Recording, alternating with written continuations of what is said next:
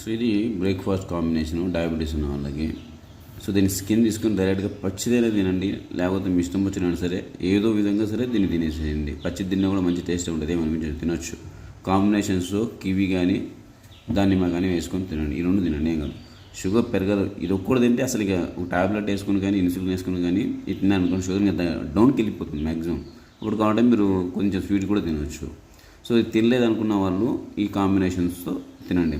Sugar దెబ్బకు down అవుతుంది. Natural ఇది. ఇక న్యాచురల్ వేలో తగ్గించుకోవడం అన్నమాట. అంటే మెడిసిన్ డోసేజ్ పెంచకుండా తక్కువ మెడిసిన్ వాడుతూ సో ఇవి తింటూ తర్వాత కావాలంటే మీరు ఒక సింగిల్ బ్రేక్ఫాస్ట్ చేసేసేయండి.